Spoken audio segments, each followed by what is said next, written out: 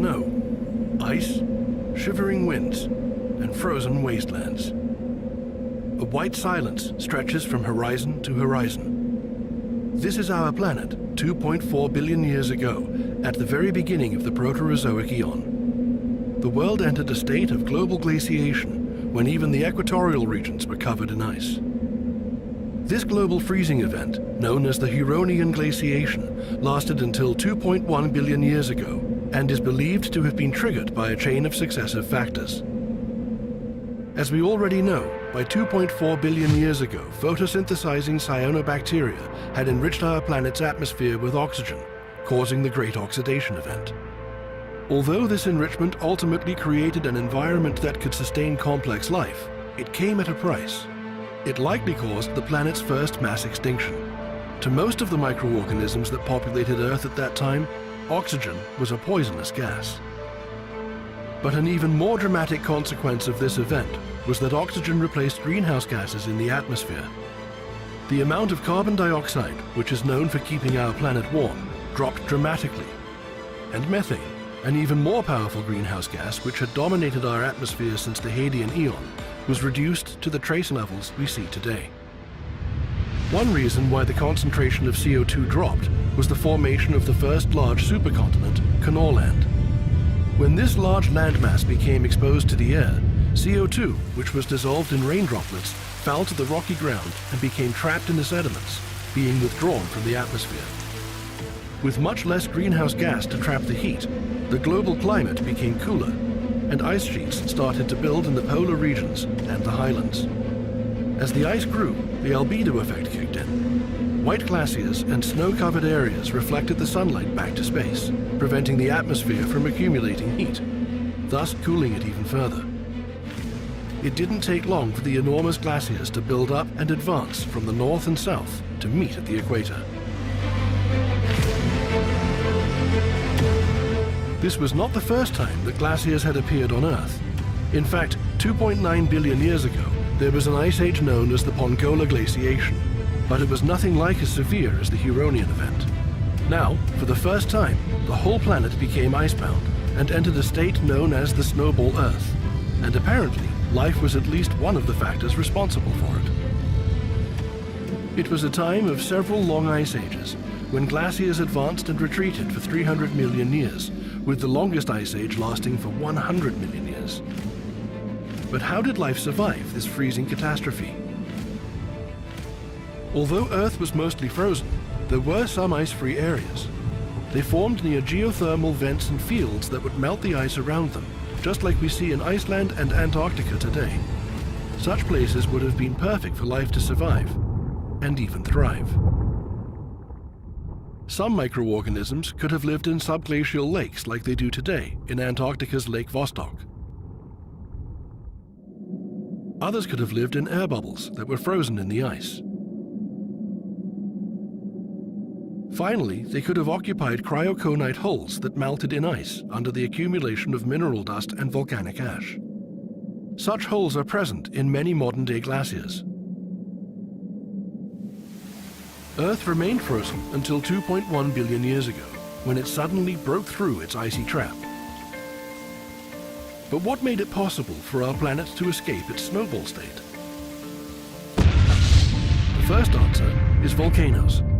During the entire time of glaciation, they pumped greenhouse gases into the atmosphere until there was a sufficient amount to keep the planet warm again. The second answer would be our fortunate position at the optimal distance from the Sun. If Earth had been located marginally farther out, it would probably have remained frozen until today, being not much different from cold, dry Mars. 2.2 billion years ago, Earth entered an unusual time known as the Loma-Gundy excursion, when oxygen in the oceans and atmosphere was in abundance, but there were no organisms to consume or breathe it. Things probably remained like this for around 200 million years, until the first organisms capable of efficient use of oxygen arrived. These organisms were the eukaryotes. In contrast to the simple internal structure of already existing prokaryotes, with their genes freely swimming in cytoplasm inside of the cell walls, eukaryotes had their DNA neatly packed inside the nucleus in the center of the cell.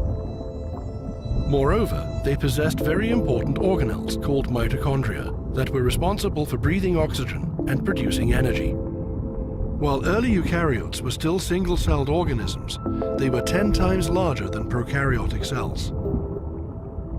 It is believed that the earliest eukaryotes existed at least 1.9 billion years ago, while the first known eukaryotic fossils come from 1.8 billion-year-old rocks.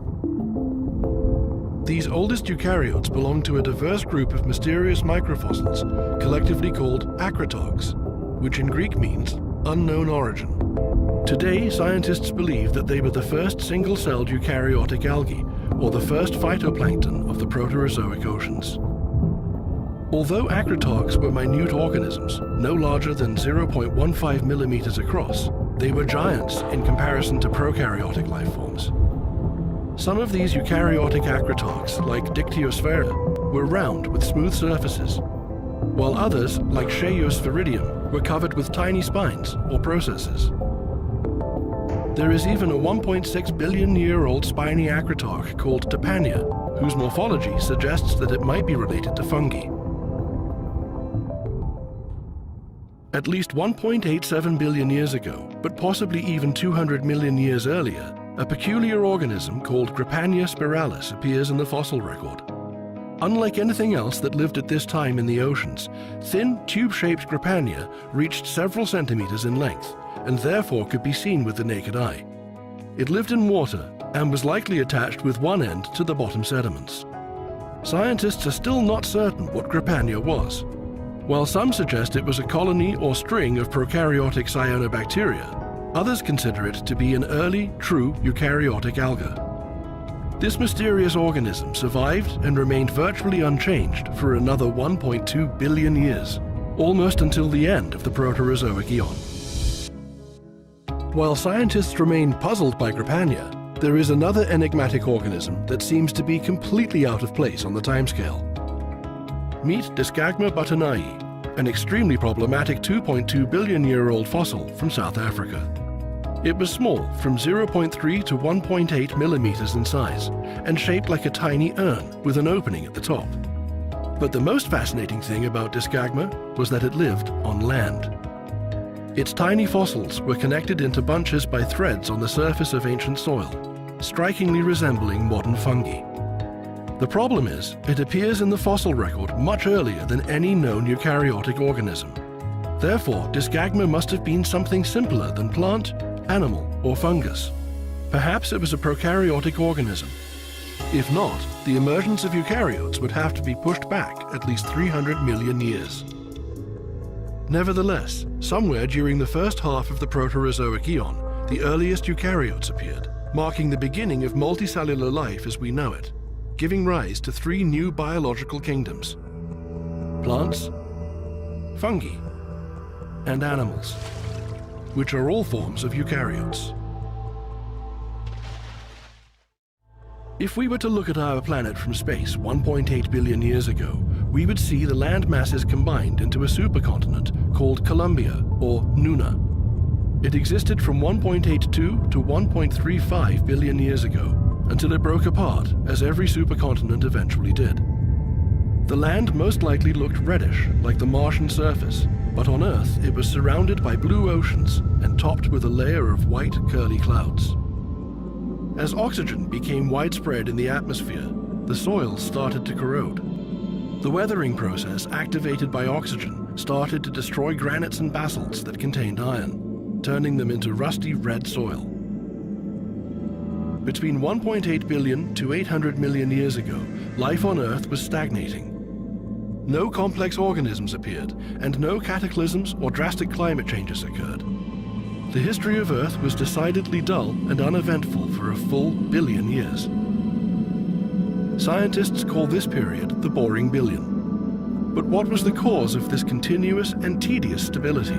And did nothing interesting actually happen for such a long stretch of time? Indeed, life was already capable of oxygenic photosynthesis. Oxygen-producing cyanobacteria were in place, but for some reason, the atmosphere and oceans did not contain enough oxygen to sustain any complex life forms.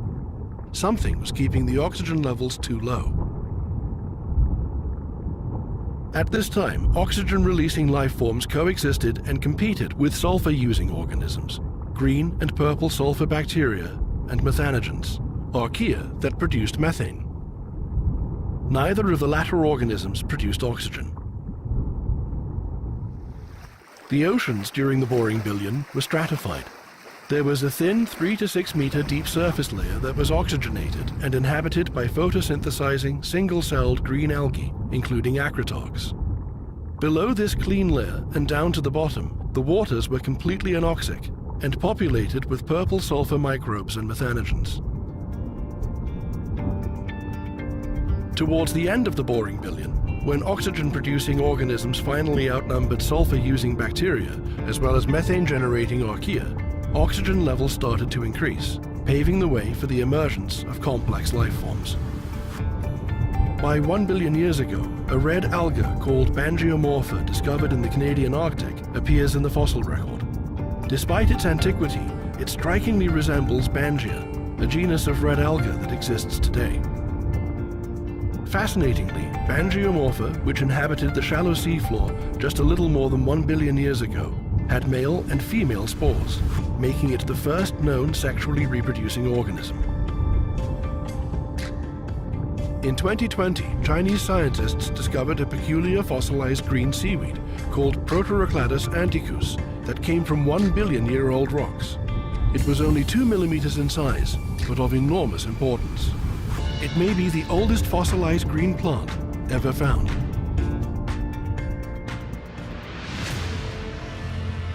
As we have just seen, the boring billion was a time when a number of important changes took place, and probably wasn't that dull after all. When it officially ended 800 million years ago, the land masses assembled into another supercontinent called Rodinia, which derives from the Russian verb to give birth, and was surrounded by the ocean Mirovia, from the Russian word mir, which means world. The land was still devoid of any complex life. Only bacterial mats surrounded the water bodies and wet areas, but in the ocean, things were quite different. While bacterial mats like soft and colorful carpets covered the bottom between mounds and pillars of stromatolites, the water column was populated with microscopic organisms, and substantial areas of the seafloor were covered with kelp-like seaweeds.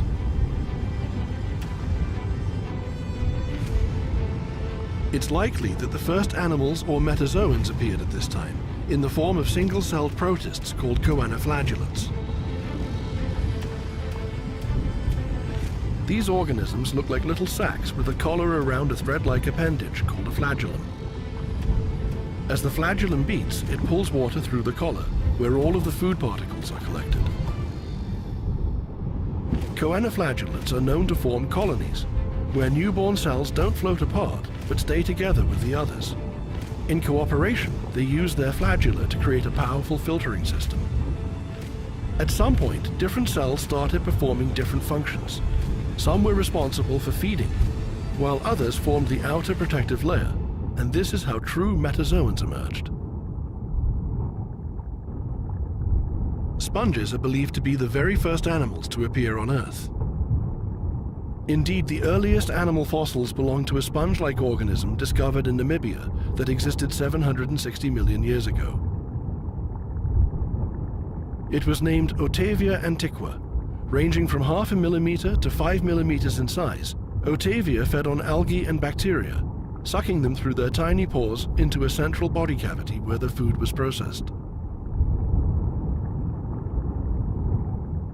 These animals likely formed colonies that sat on the seafloor between algae, filtering water for food.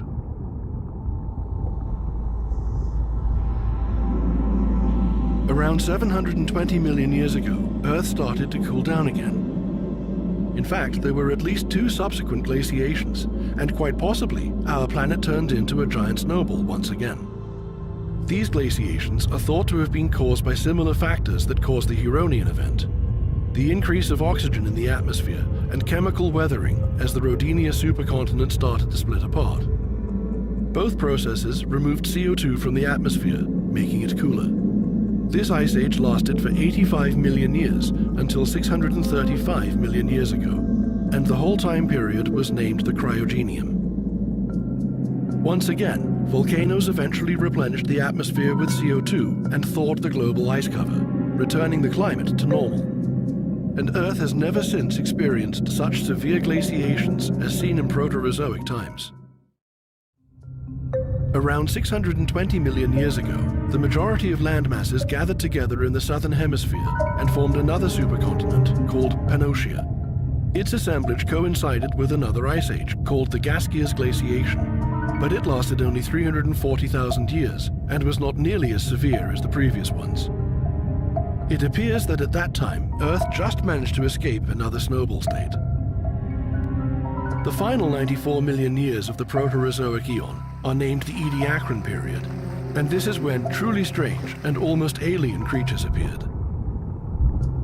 Around 570 million years ago, in what is now Newfoundland, Canada, 1 kilometer below the water surface on the dark sea floor, we encounter the first large, complex multicellular organisms. Spindle-shaped bodies of Fractophusus that reached up to 40 centimeters lay on the soft microbial mats, connected to their young with stolon-like filaments. Cabbage-like Bradgatia reached about 20 centimeters and was attached to the bottom with a bulbous holdfast in the center of several leaf-like petals. Fronds of Charnia masoni that looked like large feathers bending back and forth in the water currents reached up to 60 centimeters, while 2-meter-tall Trapacia towered over this deep water garden. All of these organisms are collectively called rangeomorphs and are distinguished by their unusual structure that is unknown in anything that lives today. Their bodies branched into fractal modules of 4 subsequently smaller orders. Each module was composed of a series of smaller modules that looked exactly like the full creature. Scientists are having difficulty determining what these organisms actually were. Lichens? Animals? Fungi? Giant single-celled creatures? Or were they a completely different form of life that vanished long ago, one that deserves to be put into a separate, now extinct kingdom? While the debate is still on, we know for certain that rangeomorphs were not plants, although superficially they looked like them. Plants require sunlight to perform photosynthesis, but these organisms lived far too deep down in the water for light to reach them. Another question is how and on what did these creatures feed? The common thinking is that they were practicing osmotrophic feeding, a passive absorption of dissolved organic carbon from the water. This is probably why the rangeomorphs grew fractally, increasing their surface area to absorb as many nutrients as possible. Later, around 560 million years ago, we still encounter rangeomorphs like Charnia and six-lobed reindeer, but along with them, new types of strange organisms start to appear in the fossil record. They look like pancakes that were lying on the top of microbial mats, most likely feeding on them. This group of Ediacaran biota has been named the Proarticulates and is mostly known from ancient shallow marine environments of northwestern Russia and southern Australia. Two of the most well-known Proarticulates are the 25-centimeter-long Yorgia and its larger 1-meter-long relative Dickinsonia.